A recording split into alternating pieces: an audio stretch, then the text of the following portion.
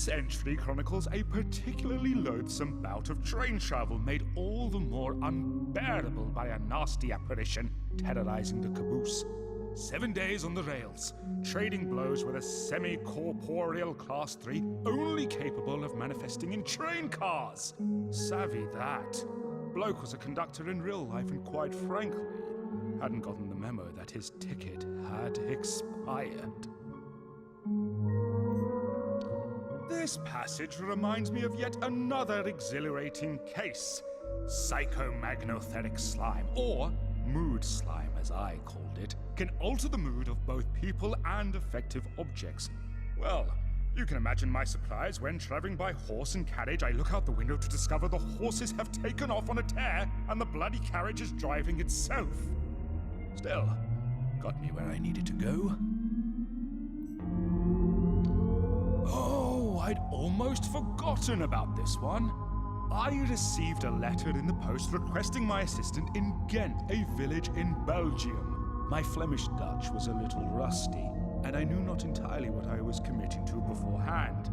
By the time I got there, I discovered the entire bloody village to be overrun by household spirits, semi-invisible little shites.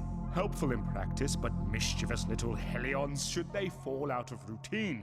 Well, this lot had gotten into a sniffer of the local ale supply and run entire families out of their little sad hovels, drunkenly smashing plates. I managed to sequester the bulk and sober them up, but mark my words, good help is hard to find. Oh yes, this one is particularly interesting. Documented during one of my many voyages to America in a small town known as Salem. The lingering trauma and evil of that place was so strong. The air was thick with it. Hundreds of innocents and not so innocents met their maker at the hands of the so-called righteous few. And believe me, the spirits are still angry about it back when I crossed them and to this day. Of course, not all were unjustly tried. I came by an extremely powerful Class 4 possessor sensitive to fire and flame. I lacked your modern ghost trapping methods, but imprisonment in a crystal ball seemed to do the trick.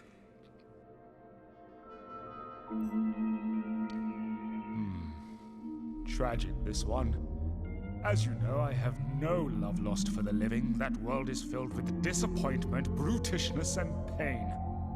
But there are spirits out there that find themselves beyond the veil with no memory of how and why. Not unlike yourself, I suppose, but in their case the status is significantly more permanent, I assure you. In this particular incident, it was a man, once Christopher Gohagen, now a wandering Class 4 corporeal amongst the coastline of Barley Castle. Oftentimes I'm merely an observer, but on this cold, damp evening, the spectre turned toward, reaching out with his translucent hand and asked, "Where am I?" I'll say again that I've seen nearly everything that can be seen, but this moment chilled me. Truly. Spectrally animated clothing! In the absence of a body, the illusion of one is the next best thing. Annoying as hell.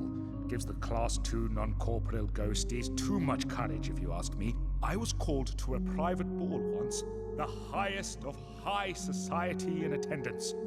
Sure enough, in the midst of the dance floor was a pair of pale pink knickers having a twirl. So there I was, wrestling these grand bloomers to the ground without a single check on my dance card to show for it. There's nothing more embarrassing than being beaten up by some filthy underwear.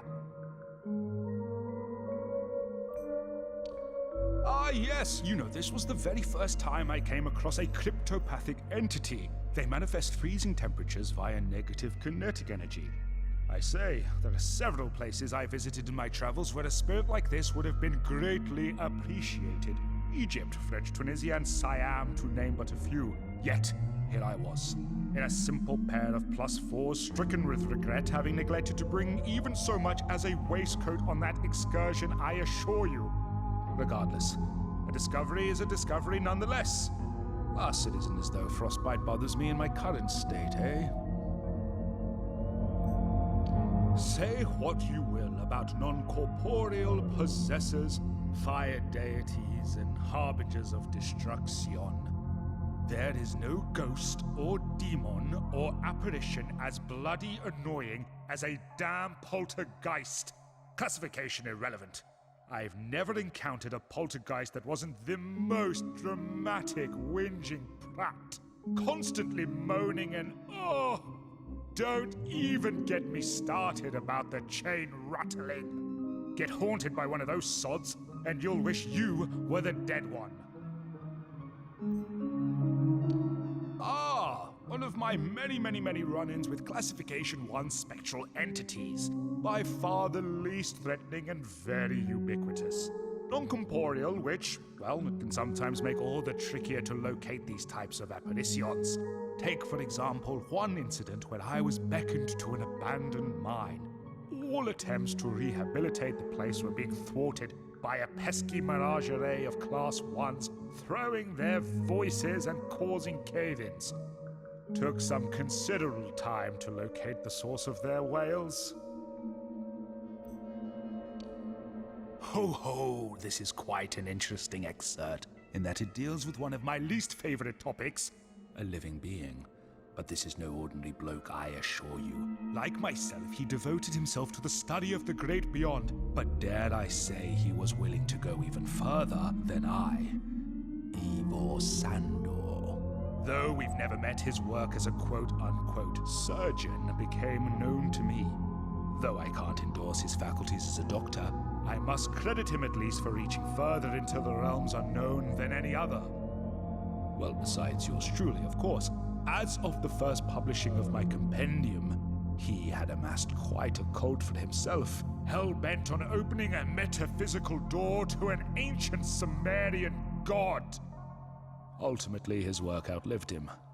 Perchance you've witnessed some of it yourself.